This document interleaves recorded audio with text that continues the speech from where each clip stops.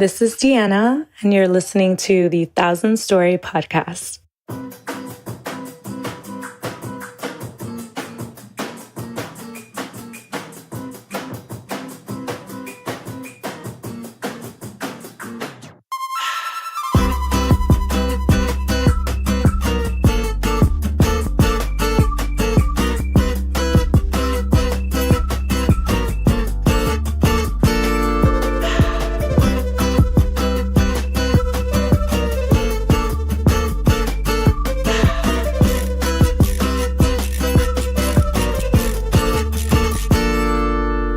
Welcome to the 1,000 Story Podcast. We are your hosts, Najee and Luis. And today we're having a roundtable discussion with our lovely friend, DyAnna. Give it up for DyAnna. I love the sound effects. Hi, guys. How are you? Thanks for having me. We're excellent. How are you feeling? I'm so good. Back in New York from being in Miami the last month, but it's okay. Staying warm. Yes. Nice. Yeah, it's getting much, much colder up here. So, question for you. Who are you? Let's get some backstory. That's such a daunting question. No Tell me pressure. about What your do you entire do? life Where are you right now. from? Type of thing. Okay, where am I from? So I guess we could start with where I was born, obviously. That's New Jersey. But I was raised in Miami and then moved around back and forth trying to figure out, what do you do after college? Eventually, I decided to just fulfill my lifelong dream of living in New York and being that creative. It's running around and inspiring things are happening. So I've been here the last 3 years, but really going back and forth, Miami, New York, sometimes LA. So more of a nomad. Got it. So you do a lot of freelancing is what I know. Yes. So you're very digitally nomadic is I believe that's the correct term for that, right? Yes, exactly. As long as I can take my laptop, I'm good wherever. So that prompted me to almost move to Sweden once. Oh. Wow. Yeah, it's the design aesthetic there is just my style. It's such a clean city. People are so nice. Spotify's headquartered there, so there was an opportunity for me to have a fulfilling life there as well. But that's a dream later on. For now, just freelancing in graphic design, art direction, production, experiential event design and marketing. I don't know, the list kind of goes on. It just really anything that seems creative. What got you into all of those? Because those are that's very widespread. Very broad. Yeah, very broad. What got you into some of those things? I guess I've always had a creative gene in my body. My dad is always making furniture, painting, doing something with his hands, and I guess I have that gene. But my earliest memory of a creative life was when I was about 4. My grandma, she just bought me this watercolor set, and she would put on Bob Ross to keep me entertained while she was cleaning. Yo, I swear I was the female Bob Ross, the strokes and the clouds. That I thought I was painting the best thing ever. So then elementary school. But it could be the best thing ever. You never know. You never know. I've seen some crazy things in some art galleries in Toronto that I'm I don't know if an adult made this or no. Because there actually is a painting elephant. There is one. There is one. He sells work. He does a good job. Damn. But anywho. No, so all very true, very valid. Yeah. So you're kind of just a jack of all trades, master of some, But So I feel like you're kind of qualified to talk about some of the things that we were going to talk about as far as the freelancer realm. Yes. So also some backstory. You're currently working with who's your current project on right now? So I am currently with IMG. They're kind of the media conglomerate of a lot of different companies, New York Fashion Week being one of them that they're responsible for. So I'm on their experiential design and events team. Basically, So putting when you together. say I'm sorry, I didn't mean to interrupt. No, it's okay. When you say experiential, what does that entail? Okay, so I don't know if you've ever been to Fashion Week or just really like think of any pop-up. Well, I'll keep that in mind, Najee and Louis.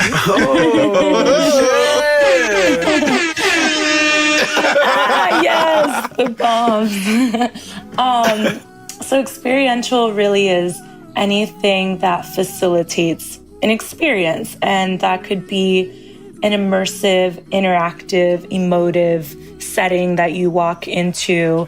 And where the design aspect comes into it is, let's say like there's a mural on the wall that ties into the messaging of a certain client. So we'll hire out a muralist or an illustrator to put that together. And then that mural will connect with all of the signage, all of the branding that's relevant to the brand and this campaign. So that's like the packaging, any like Instagram moments that will kind of put out their brand into the digital world and hopefully bring back some awareness and some revenue to their brand. So yeah. So you're creating like a cohesive experience between the audience and that brand. Yes. With basically every small detail involved. Yes, Social, exactly. the imagery, Yeah. Everything. Packaging, That makes that's sense. crazy.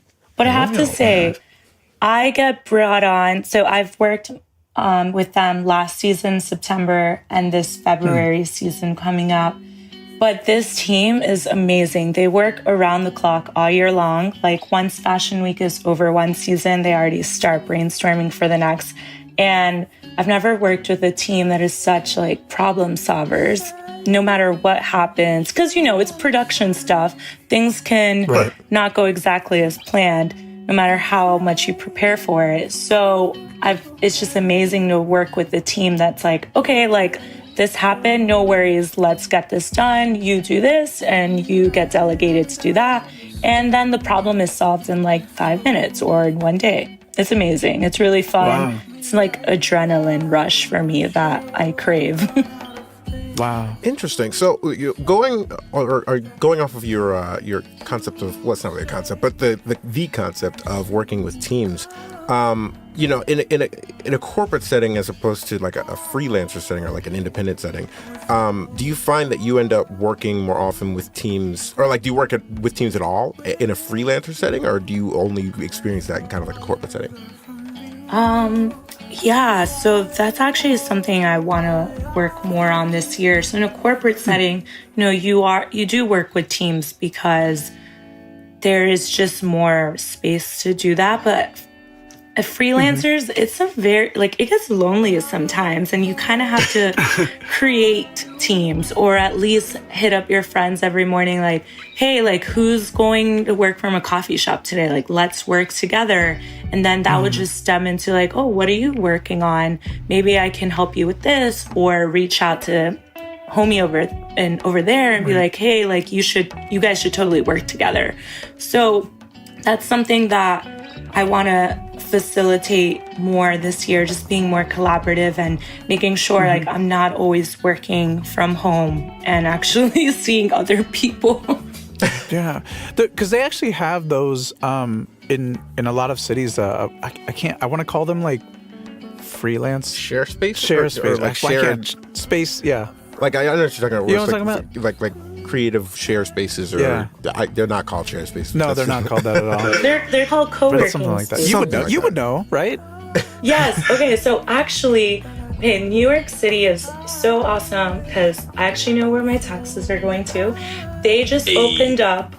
It's called the NYC Hub, I believe, and you can reserve 4 co-working spaces a month for free, and you go and work in this co-working space. It's in Dumbo, and what else? They have a bunch of like events there on like negotiation for freelancers, contracts for freelancers, because New York has that freelance isn't free law, which is amazing.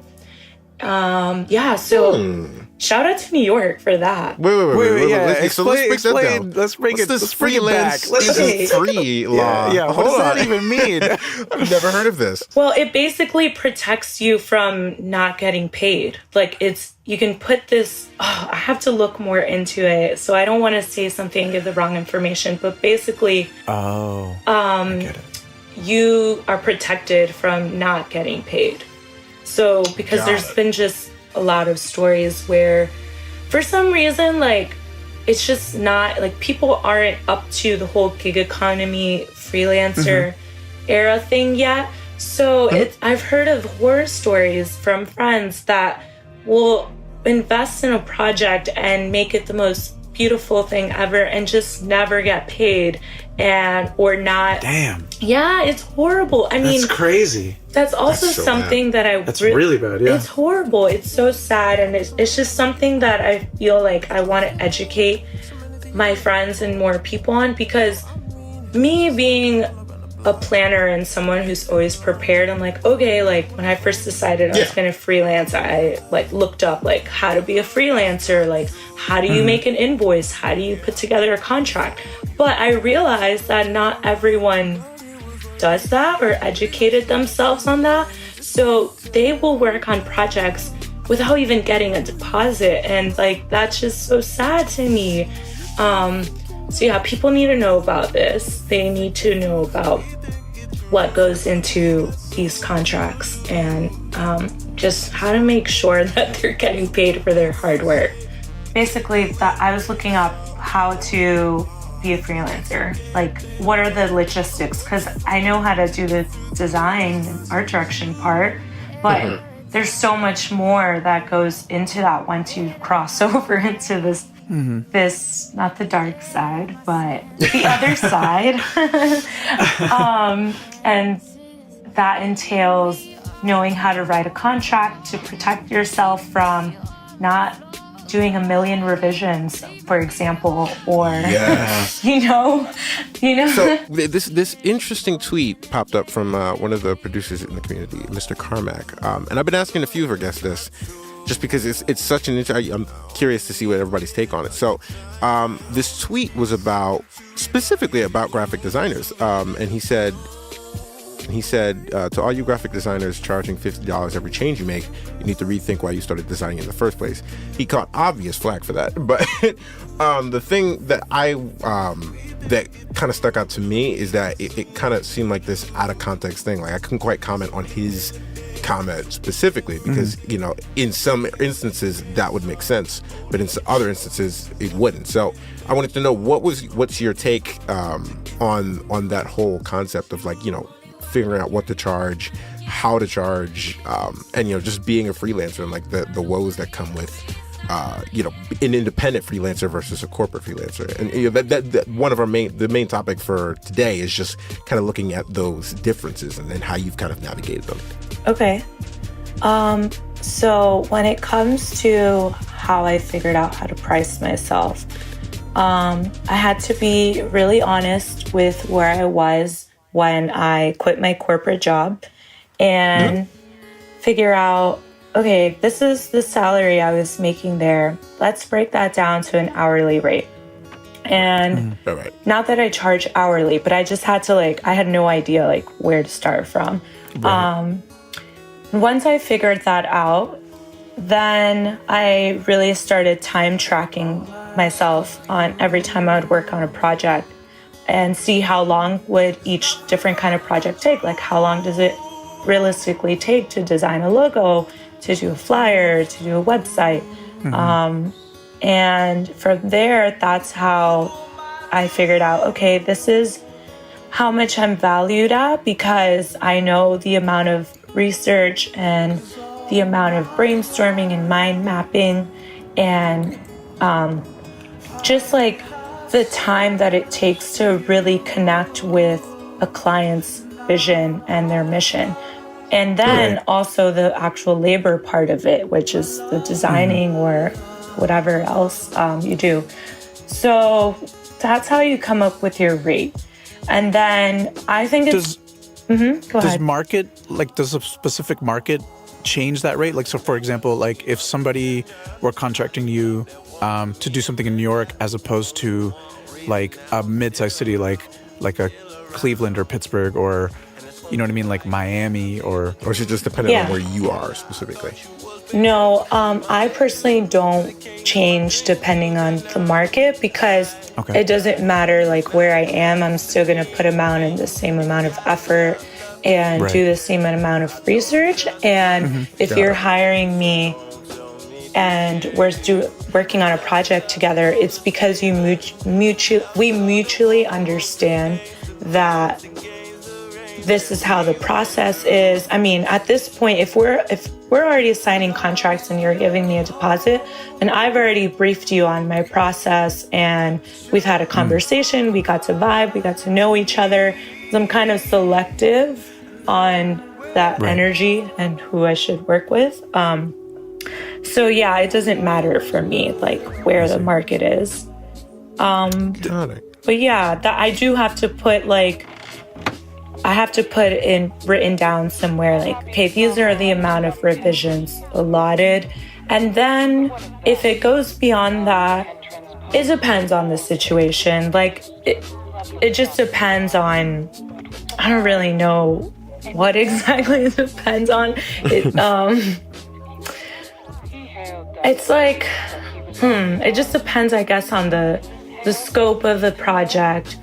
How worth it is it for me to not charge you for something? Like if it's something simple, like change the color or something, maybe I'll do that without going into like, well, there was only 3 revisions in the contract. Right. But if it's something that requires a lot of effort and thinking, or even like some people say, oh, can you just relay out this flyer for a laptop versus on your phone? It'll only take you 5 minutes. And what people don't understand is like, you're changing a whole vertical layout into a horizontal layout that's much bigger. That doesn't only take me 5 minutes. So that's definitely something that I would have to count as a revision, a legitimate revision. Got it. Yeah. So it's interesting. So you've kind of like figured out your own system for revisions. You know, for myself, you know, I guess it depends on the medium, but like most creative mediums have, you know, their own definitions and their own guidelines. But like in music, if I'm doing like a mixing project for somebody, you know, my revisions, it's interesting because like most of the stuff that I would do, I would kind of hand them like a semi-final project. And the revisions in that for me are just like, I guess it varies, you know, same thing. It's either minor or major. And, you know, it depends on the person involved, what they're asking for. You know, somebody's like, I need this to sound like this specific artist. And I give them that. I'm like, okay, cool. And then they don't like that effect. And they're like, you know what? Actually make me sound like this person. And if that requires a whole, you know, overall just shift of things, and obviously I count that as a revision. But even more so, to be honest, because like I would just count that as a whole new project, depending on how much I have to do. So like if I'm already finished with the song and somebody's like, do it over again, I'm like, yeah, you gonna pay me to do it over again. It's not just a revision thing. But Luis, have you come across that in the corporate realm? Like, have you? Yeah, I mean, because I used to work. So I worked in advertising, and I had to deal with like a lot of clients, and the issue always that I found was always at the very end of the project. Okay. I feel like there was so much time to talk about what we were doing and where we were going with it, and then at the very end, it was just like, oh, I just randomly had a new idea. But in the corporate realm, it was weird because it was really just like give him what he wants as soon as possible. Yeah. It wasn't even They didn't even give me a chance of just like being like, okay, but I have a creative stake in this too. You know, like it wasn't any of that. It was just like, just destroy the project that you've been working on and work as quickly as possible to make them happy.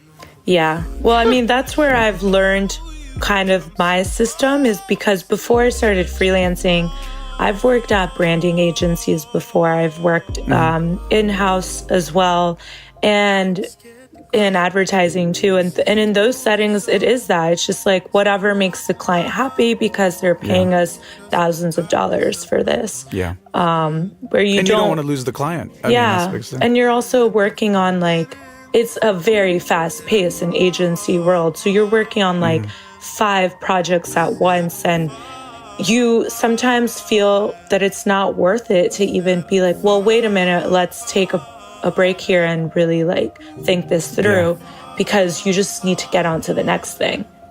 So yeah, that's the difference with corporate freelance. I started off being like, hold on though, like I was working on this. It's almost like my baby, you know what I mean? And then you stop, you quickly stop, because it's just, you're right. It's totally not worth it, because they don't care what you really think. You know, you're not really there you're there to problem solve for the client as much as the client needs. Yeah. But then once that's over, unless the client's happy or not, you know, that's pretty much where it comes interesting. down to. So like, it's interesting to me at least how in the corporate realm it's a very different paradigm than the I guess the independent freelancer realm. Like I get it though. I mean, like in a corporate sense, it's a company working for another company. And in the freelancer sense, it's, you know, a company coming to a specific person. Or it can even still be a company, but like, you know, a specialized person or thing that does a really good job at this one thing. They're coming to them specifically for that. They're not like coming to them like a bulk project or things like that. Like at least typically, you know, if you're going to an individual person, they're very specialized. So it's interesting how we kind of have to shift our mindset in those different spaces. Like when you're by yourself, do you feel like you end up working in more of like a specialized headspace, you know, when you're by yourself versus when you're in corporate, or do you have opportunities to do that kind of specialist work where you work, DyAnna? Wait, sorry. Can you ask that again, please? Sorry, I guess it's just more like thinking about the pros and cons of either world. You know what I mean? Like, do you feel that in a corporate go ahead if you got it. So in a corporate, like, there is pros to a corporate setting because there is some kind of hierarchy in client expectation and communication. So if you do have a very supportive team and everyone's been working on this for a while, and a client kind of changes their idea all of a sudden, you do have some kind of form of camaraderie and protection, because the creative director's role specifically is to maintain the integrity of the strategy of this project. And if what the client is requesting might ruin their own vision or their own mission that affects the execution of the project, the creative director can protect you and defend you or bring up your ideas. Where if you're a freelancer, you're kind of everything in one. So so you have to be producing the work, being creative, but then you have to, so that's the easy part, honestly. The hard part is selling your ideas and convincing a client that this is the route they need to take, even though they had this big grand idea and that's what they came to you for. So you really have to like be more explicit in defining your role. It's like, okay, this is the difference between graphic design and art direction, I believe. This is what I've learned, because now I see myself more as an art director. So graphic designer, it's more of a specialized role. Like, you're coming to me to design a certain aesthetic that you have, or I'm an illustrator and you're coming to me to give me this prompt, and that's how it's going to go. Where an art director, they don't necessarily have to be the one designing. Like, so I guess I forgot to tell you guys, I'm also freelancing with Ultra Music Records. Yeah. So I was wondering if you were still working there, because I knew you were there at one point, but you're still there. Yeah, I'm still working with this one artist that recently signed on to them, and we just finished wrapping up the artwork and the music video for his first single off his debut album with them. So I've learned a lot. Congratulations. Thank you. It's been really fun. It's been a huge learning curve, because that's where I crossed the line into designer versus art director. And art director, I'm basically strategizing, conceptualizing the vision and the story of the single and the album, and then helping, like hiring on photographers and directors and animators to put this vision together. So I do have to step into the role of also hearing what the artist has to say, and, you know, taking in their vision for the album and the single that they want to release, but also being like, well, okay, this is the name of the song. This is what you're telling me the name of the song means and all this. But how about we try a little less of a literal route and we do this? And then you have to be confident and be sharp in how you're going to explain that and back that up, because there is going to be pushback, obviously. So yeah, that's the difference between a graphic designer and art director. Yeah. So, you know, you're definitely more in the, well, you're literally directing the direction of things in that case. You know, it's more so like they're giving you the reins, you know, as opposed to as a graphic designer, they're just kind of telling you, you know, go here, do this thing, and then you're doing your best job. But, you know, you're already directed in that sense. Yeah. Yeah, that makes exactly. sense. That definitely makes sense. You know, and I feel like in the freelancer route, like, could you work? Would you do work as an art director as a freelancer? Like, do you prefer one or the other, like in a freelance or corporate setting? Like which one do you feel like you thrive in the most in the art direction space? I think I definitely it would be on my own as a freelancer and not be like in a label or a corporate setting, because if I'm being hired on as an art director, freelance, a specific artist or whoever came to me specifically because they wanted to work with me. And usually in those situations, it's because we already know each other, or it was through mutual friends and we know of each other's vibe. So I always start my whole process, no matter what I'm working on, always with either a phone call if we can't meet in person, a FaceTime call, or an actual meeting in person. And before we talk about the project or anything, I'm just naturally a curious person and want to know about people. So I always ask about, how did you even get into music, for example? What was your childhood like? When was the moment in your life that you decided this is what you're going to do? Why do your songs sound like this? What's the emotion behind that? And going into more of the psychological and the vibes of someone before I decide to work with them.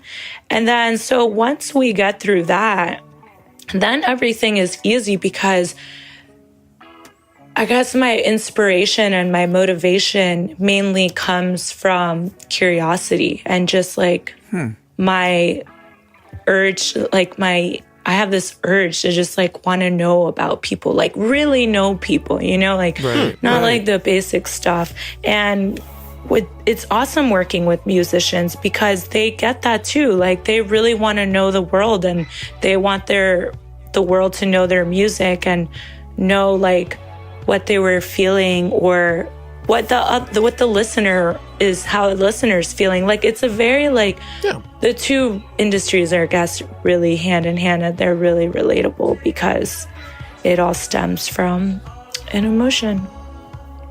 Yeah. Very true. Wow. Yeah. The so whole thing has an emotional experience. yeah, I mean it is.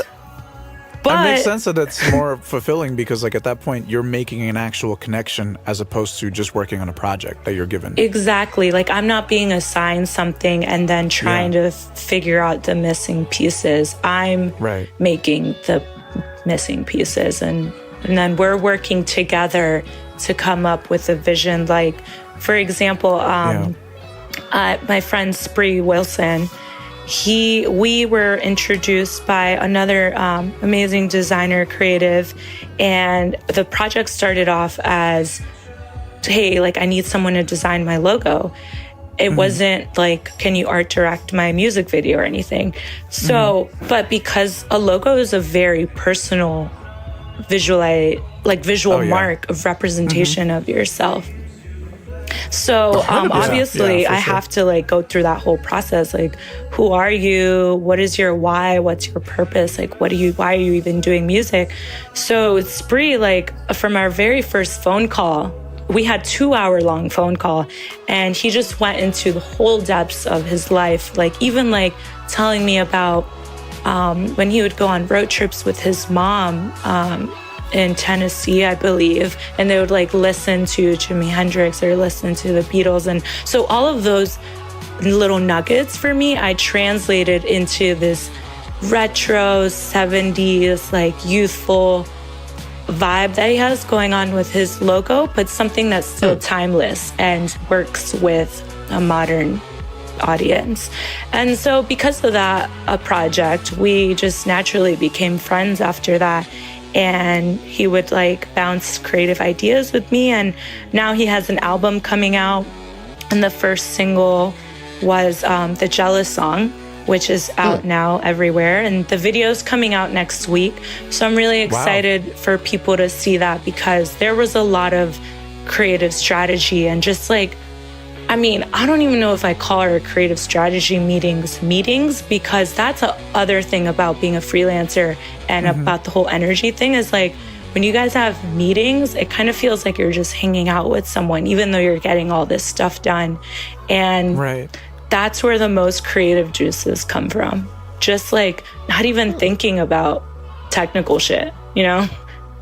Yeah, no, just kind of feeling the vibe, feeling what a person's, their energy that they're radiating, and what they kind of want you, or how you guys feel, with each other, just working with each other. Exactly. In the same space. So that totally makes sense. So much content came from that, and the video is going to be amazing. We're excited. That's super exciting. Yeah. I'll update you guys next week. Yeah. How long has this been in the works for?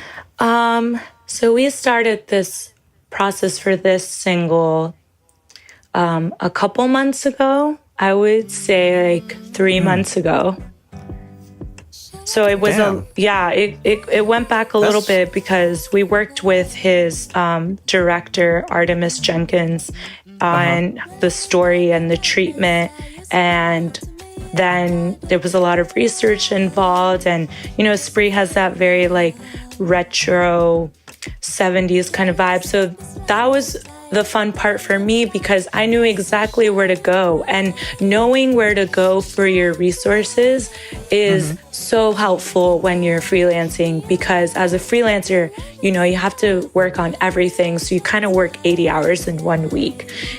So having your little tricks on like, where do I go for stuff? And for this, like I went to my favorite place, the record shop, and just looked through a bunch of like Isaac Hayes like records, and just being exposed to that aesthetic. And that's how it just trickled down into what the cover artwork is now. Damn. That's a really whole cool process. Yeah. I can't, like, it's it's a interesting. process. Like, being that, I'm a freelance creator in that sense, for not just for myself, obviously, but for other people. I find like that the resources that I have, like you said, are just kind of limited to what I know, and my network is somewhat limited, but it's also expansive at the same time, because you have friends and you gain connections through every single new job that you kind of work or complete, or just collab on something with. So like for me, I've always grown my resources through other people. I mean, obviously through myself too, and I have my own resources, but like I found that most of my my best work came from working with other people and kind of being around that space and that energy. For sure. And, like, it's interesting because, like, in the corporate space, I don't know if you can get that. I mean, you can obviously find resources. There are corporate resources, and there are, like, literal, like, libraries of content that you can find. But I mean, like, in the same token, it's funny that you mentioned, when you were meeting up with people, that, you kind of kept it chill and kept it lax and formed the connection. And through those connections, like, I think it's easier to find more resources and more of a network and more of a better product when you're able to actually connect with that person specifically, because then you might mention something in conversation in passing, like, oh, I like this, or I remember you mentioned this and I thought of you, and then that might spur somebody to be like, oh, hey, I saw you like this thing, here, let me send you a few more of these, and it kind of is this snowball effect of networking and assets and things and directions and inspirations that you didn't even know existed. Whereas if you're just like kind of like in a corporate setting, they're like, work within these parameters, give them what they need, and then so on and so forth. Move on to the next project. You get a nice reference, and have a great day. But it's just nice to be able to be in that space where we can kind of just share. Like I found a lot of friends, genuine friends, through just collabing and being as a freelancer as opposed to in the corporate realm. That's not to say again that it doesn't exist, but it's just it's I don't know. Like, do you find that, like, it was easier to have, like, friends in a corporate space? I mean, because, like, there's something to say for being all of you going through it together, like, like being in school and everybody's going through the same struggle. The thing about that is, I feel like it's just, yes, you do become friends, but it's kind of like forced friendship, because, like, you're there in the trenches, for sure. But it's like, I wouldn't, like, not to say that I wouldn't, like, choose that wouldn't be my first choice, but it wasn't an organic meeting. You know what I mean? It's not like we organically became friends because we, like, were out one day at a bar and I met you, and then we just started rooming together, and then you know what I mean? It wasn't anything like that. It's just kind of like it was more kind of like, hey, we're here in this space confined together and we're forced to work with each other, so then you develop friendships. Yeah. Like, do you think those are? I mean, I feel like they can be. They can be just as great of friendships. It's just, it's not something that is a decided friendship. It's not like I'm sitting here, and you know what I'm saying? Like, it's just more like we're locked in this room in this building together. So I gotta make friends. You definitely have to make friends.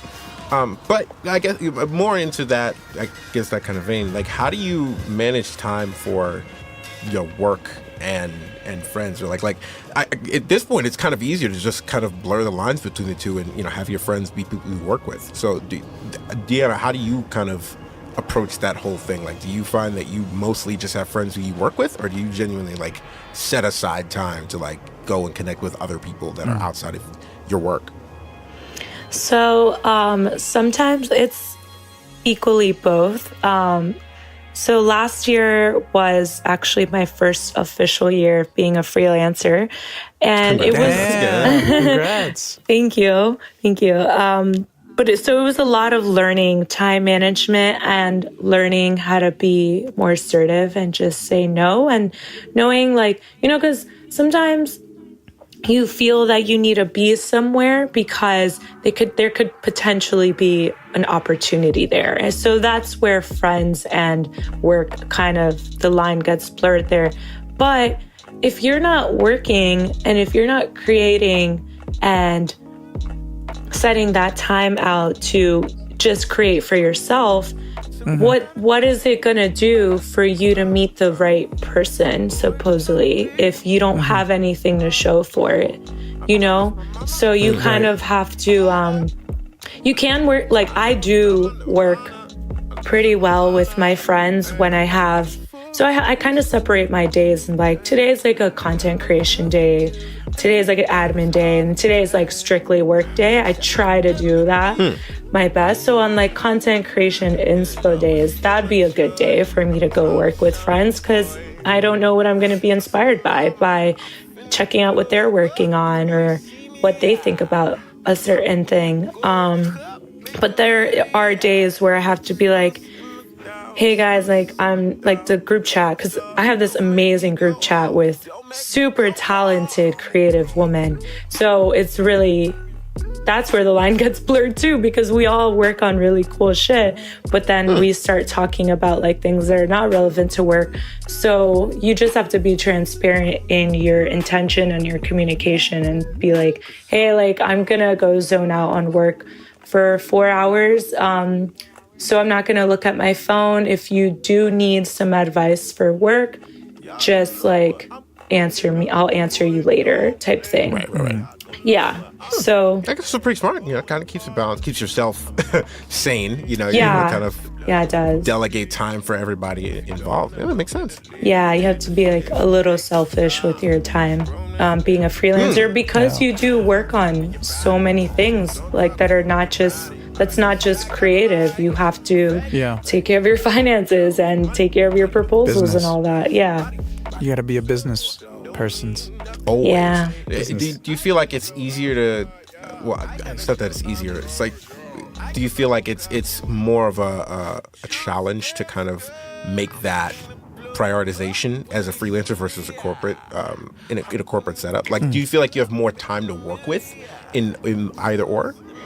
Yeah, because it is kind of a challenge because, you know, you have a corporate job, like you have dedicated time for work. You go in at 9, you leave at 6, then work doesn't matter until the next day. So from 6 to 10 or whatever, I'm going to go hang out with friends, go to happy hour, do whatever.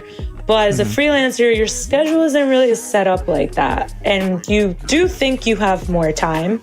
So it's kind of hard for you to gauge, like, how much time should I actually spend here at this event or at this coffee shop with a friend before I have to go back and finish work to meet a deadline.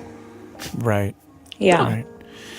Yeah, I mean, it seems to me like with freelancing is, although going back to the pros and cons, I mean, with a corporate job, a pro is that you have your set dedicated time, and then afterwards you're just like, all right, whatever, I'm off the clock. Like, I'm not getting paid for this, so I'm not. Like, don't even message me right now because I'm just like, send me an email, but I'm not reading it, you know.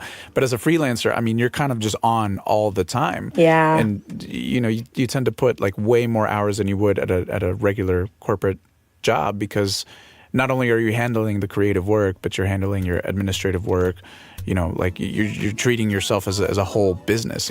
What kind of tools do you use for that sort of, like, I guess organizational tools do you use to kind of keep yourself in check when it comes to that? Because like taxes are daunting for many freelancers. You know, most of them don't even really know what to do. Yeah, it was a like little trial and error trying to figure it out. But for invoicing and proposals and contracts and time tracking and all that, I use software called &Co. It's actually completely free now because Fiverr bought them out. And it's really great. They already have like freelancer clauses already set up in kind of a standard contract, and you can edit certain things like numbers of revisions, payment terms, cancellation percentage dates, and stuff like that. And also, if you connect it to your bank account, you can also it'll remind you every week, like, you need to put your expenses in this week. So you can also have your expenses there. And then I believe, I haven't tried it yet because I usually use QuickBooks, I think, for taxes. But I think there is a service on there where you can talk to a tax representative and they can help you like do your taxes through there too. And then also you can integrate your Google Calendar in it to remind you when your deadlines are coming up or when clients need to pay their deposit. So it's really cool. Yeah, it's amazing. I tell everyone about it. They also send you, like, if you sign up for their newsletter, they'll send you great books. They have like this PDF book called Freelancer Hack or something, and it's like hacks for different things. Also, I use Najee knows I use Wunderlist. So I do. Wunderlist. Yeah, you do. It's so great. It's so great. It's so great because you can. That helps with not being overwhelmed, because you can put in your task and then you put in your subtask and kind of like set dates for everything and chunk things down. And then also not tell a client like, oh yeah, I can totally do this for you in 2 weeks, when you really can't, because you break it down and see like, oh wait, I can't do this. So that's also, you can also integrate your Google Calendar into that. So that I keep for you can categorize things into folders. So I have work, errands, life stuff, events, and goals and stuff like that. Everything is on that. That's really cool. Super dope. Thank you for the tip. I did have a question though. Like, speaking, because you did mention Fiverr, is that anything that you've ever used? Is that anything that is it worth using? Like, how has it positively or negatively affect freelancers? Do you think? Okay.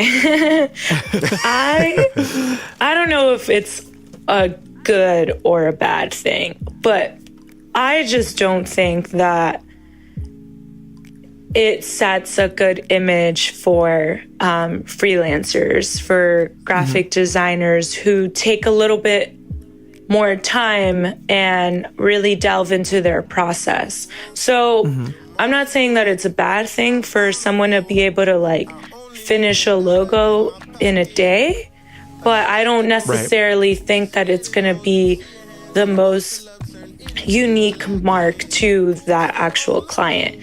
And so that's why they think, like, a lot of people think, oh, like a logo maybe only costs like $50. And yeah, it might cost $50 if you put no research and thought into it and they completed it in a day based off of like templated vector icons that they can download offline or something.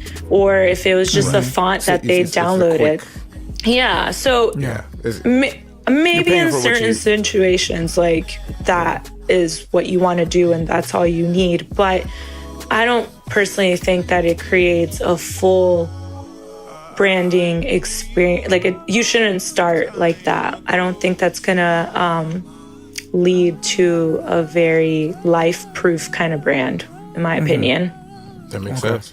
Well, I mean, if it does, you're going to be known for being very cheap. Yeah, and that also too, like, your reputation, like, people do talk about money to other people, so you're going to be known as the person that only charges $50, and then one day, like, life hits you or whatever, and you decide you want to raise your prices. It's going to be really hard for you to justify that and explain that, because first of all, maybe you don't even have like that kind of extensive process. So how are you going to sell something, you know?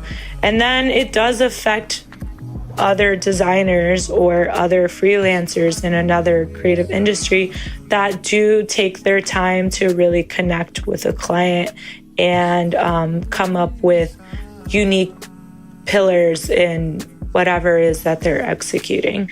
Because that totally makes sense, because, you know, if you're constantly, and I think that's a really big problem with a lot of creative industries, is that, well, at least does that happen in your industry? Oh, 100%. Where how does it happen? The prices are Lander being driven. Yeah, Lander. What's but that? Like, Lander is an online mastering service. Yes. So basically, you send in your mix. It's automated as well. So you send in your mixes, and for like $5 or $10 or whatever the case may be, I think they might have different tiers for different services. They automatically will master your thing. And it's trash. based on an algorithm that they created. That's crazy. So it's not even a person doing it. So nobody's even listening to it. It's just like literally just mastering it based on whatever the and like computer loudness. thinks. So it's like, this works. This is good.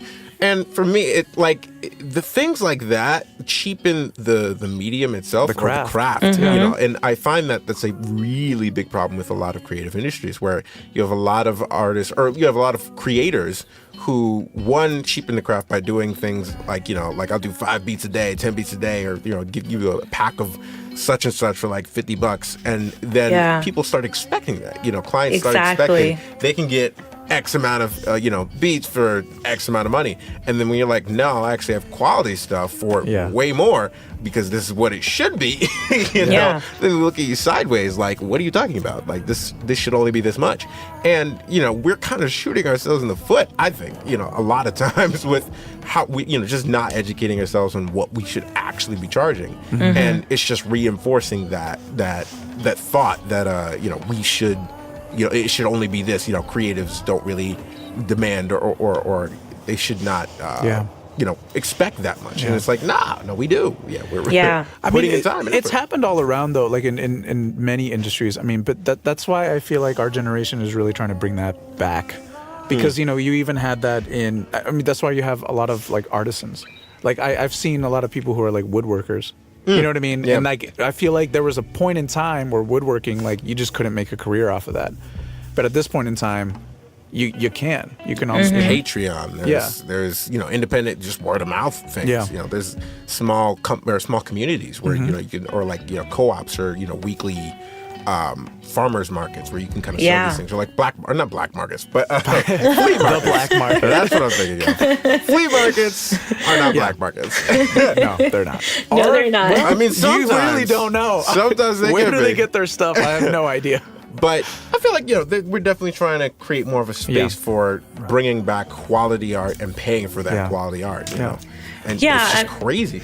I think the clients, like in retrospect, the clients that told me, oh, like I can't afford that, or can you do this in exchange for exposure? I hate that word. My God. Exposure bucks. She got exposure bucks. Oh my God. I hate that word.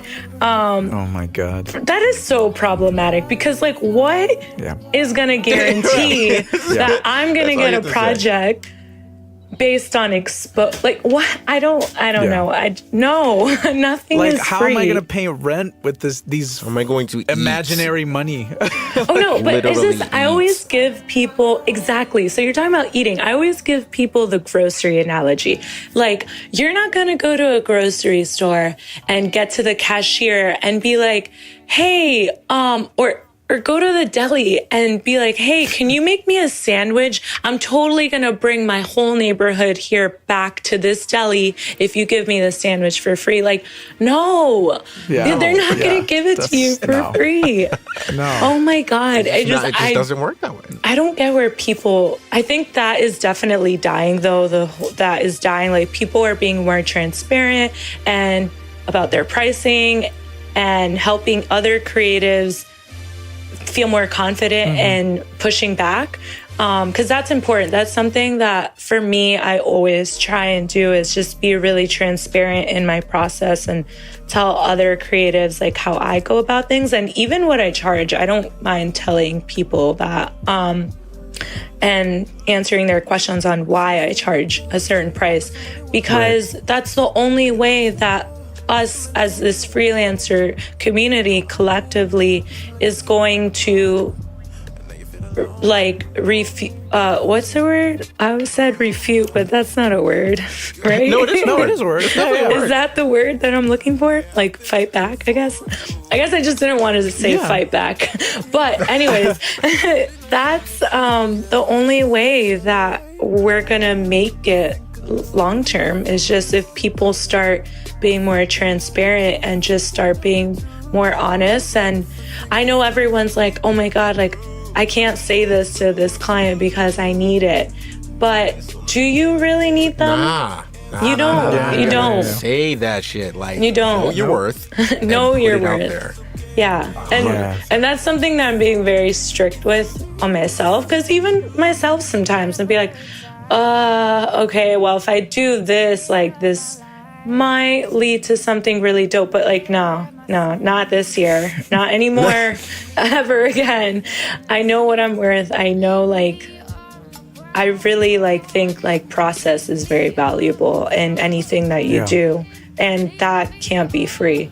So it's been hard for a lot of freelancers, I think, to get to that place, because first of all, you have to have a level of confidence in yourself. For sure. To begin with, to even put your foot down and be like, nah, I'm not going to do that. Like, I'm definitely not going to work on that project for exposure or whatever, because I feel like a lot of freelancers do fall into that trap of like, oh, this could be I need to get the name out there. Yeah, I need to get my name out there. I need to, I don't know. I think like, there comes maybe early in someone's career, I think it's okay to sometimes be like, okay, well, let's barter at least. You can do this for me and I'll do this in exchange. Just to kind of start honing your skills and, just building your creative muscle and building that confidence. But there gets to a point that you've done that enough and, no one's ever said anything bad about you or your craft or anything you've executed. So that's where that confidence comes in to just, just charge what you're worth. Charge what you're worth. And it's crazy that even though we say that, I don't know why it's hard to implement that or like why it's hard to understand that and actually like stick with it for us. Like, what do you think it is? Like, what causes us to be like, I should charge my worth, but should I? Like, I feel like it's like a meekness. I feel like about someone because it's something that's conceptual. I mean, it's not anything you can actually hold. Like, if I were physically creating something for you and working on it with my hands and molding it and whatever, I would know the effort that it took. But when it comes to something that's like theoretical, you know what I mean, that you can't hold and is not, it doesn't. Yes, it has value, but like in a tangible sense, doesn't really. Yeah. It's really hard to place that. It is. I think you really have to go. Oh, go ahead. I'm sorry. Oh, no. I was going to say that at that point you're playing with ideas and you're selling somebody an idea. And that you feel bad. You feel weird. Especially if you're really good at it, because then you're like, oh shit, like I'm really good at this. I could do it really quickly. And then like, I guess, or whatever. But then, you feel like you're jipping somebody because it's like easy for you to come up with. You know what I mean? Yeah, but I think that you've reached that point because you've put in your 10,000 hours and because you've done the work. And so you can only reach that point where it's like, oh yeah, I can do this in an hour. But that's why I don't charge hourly, because just because I can do this in an hour doesn't mean that I didn't put in the same amount of thought and the same amount of effort and creative muscle into this. So I guess you also have to remember that. Yeah, I think there was a Pablo Picasso quote where he was in a coffee shop in Spain, just like a little cafe, and he was like doodling something on a napkin, and he threw it away. And some woman walked up to him and was just like, "Hey, like, how could you just throw this away? Like, could I buy this off of you?" And he was like, no. Or she goes, how much is it worth? And he goes like, $500,000 or whatever. And she goes, what? Like, it's just a doodle. Like, it's nothing like, it took you like 2 seconds. He goes, no, it took me like 50 years to draw that. Yeah. And that quote has always stuck out with me because it's like, it's true. It's not that it just took me 5 seconds to do that. It's taking me all of the time that I've learned my craft to create that. Exactly. To come to this point and make this, Yes, I mean, with Pablo Picasso, like, I don't know if you know his story, but it took him years to even find out he wanted to find a style. He wanted to find something that was innovative and that was like anti, like the bourgeois or whatever that was going on at the moment. And it took bourgeoisie. Yes, bourgeoisie. I knew I was going to mess that one up. That's so good. But it took him years to figure that out, and it wasn't until he met Henri Matisse and found out that people were paying a certain amount of money for Matisse's pieces, when he found Matisse's pieces to be, like, in his words, or I guess in his words translated into millennial, it was basic. Some basic shit. Yeah, he was like, well, what the hell? Like, okay, well, he did this, I'm gonna go do this. And they just kept like competing with each other to come up with something that was more unique. And it wasn't until he took a trip home to Spain and found this African mask and realized, like, wow, this is really beautiful, the way this face is configured let me start drawing faces like this. And then that's how he came up with his whole Cubist style. So I'm sure that doodle only took him like 2 seconds because he had already come up with his thing, but that had taken him years. Yeah. No, it's so true. I think that a lot of companies and just businesses in general, clients, don't really realize that. They don't realize what they're buying, until it's really explained to because them. they're coming to you because they already see you as an expert. So they're like, oh, they're an expert in their craft. They know what to do. It shouldn't take them that long. And the only reason you're an expert is because it did take you so long. 100%. True. 100%. It's like I always tell people, like, I paid $50,000 for this. Like, that's how much my art career costs, unfortunately. So, yes, you are going to pay me this because I went to school for this. You gotta put that foot down. So, for anybody listening, I feel like the takeaway from this conversation, at least one of them should really be, one, just know your worth, regardless if you're in corporate or freelance. Know your worth. Yeah. Know how you work, right, and know what kind of works best for you, and how to make your job easier on yourself. So find the tools that you need to schedule out things and set aside time to really prioritize your health and yourself. Yes. In either case, because it's just important to really have that, and ultimately it'll make a better product, and raise the value of that product if you can take care of yourself, take care of the clients, take care of the market. I feel like you're gonna be in good hands. Great hands. So thank you, DyAnna, for coming through and just chat with us for a moment about it. We appreciate you spreading some knowledge. Thank you guys. This was really fun. You guys are awesome. Thanks. We appreciate it. Is there anything else, any plugs or anything else you want to tell the people before we leave?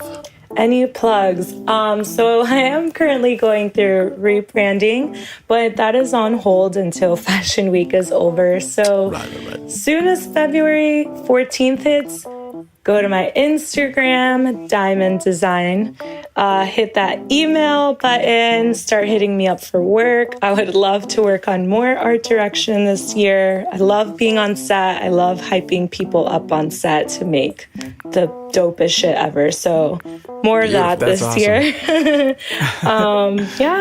And I don't know, I guess go to listen to the other 1,000 Story episodes from season 1 because they are truly gems. I'm plugging you guys. We appreciate you. The love and the listening. It's definitely appreciated. All for around. Sure. I've definitely taken notes. So if you guys follow DyAnna's advice, go check out the previous podcast episodes. They're up now everywhere: YouTube, Spotify, Stitcher, anything, Apple Music, Audio Apple Mac, all of it. Yes. So go find that. And for this conversation, if you guys have any questions or any concerns or any notes on freelancing and any other resources you want to share, hit us up, share them with us on Twitter or Instagram. Slide in those DMs. Please do. At 1,000 Story. Shoot your shot, 2019. 2019, shoot your shot. And what do we have next, Louise? What's the next episode? Man. Every time. All right. Well, wait. We should talk about where we can find us. We'll get there. We'll get there, but I want to give me some time. No, I want to know. You can find me at El Pontillo, ELPONTILLO on Twitter and Instagram. And you can find me at Mr. Najee Boy. That's MrNajiBoy. Okay. And now. And DyAnna, wait. What about yourself? You can find me at Diamond Design. So that's DYMIN Design. Hit that follow button before it changes because that will be rebranded soon. I just hit that follow button. So hit that follow button. Thank you. Yeah. So, Louise. All right. Enough stuff. All right. Next week, we're going to be talking about how to win that game of Call of Duty against that 14-year-old who keeps beating your ass. We're just gonna talk strategy, tactics, the whole works. You know, playthroughs. Yeah, we're gonna show you our Twitch streams. Twitch streams. We're gonna go through everything, etc., etc. Yeah, I don't even know why I said Call of Duty. I should have said Fortnite. Damn, I fucked it up. It's all fucked good. it up. No, I'm changing it. You know what? It's okay. Fortnite. We came from the last generation. Oh shit. We're right. old. We're old now. No. Oh god. Oh gosh. Call We're the of Duty OG zombies. millennials. We are.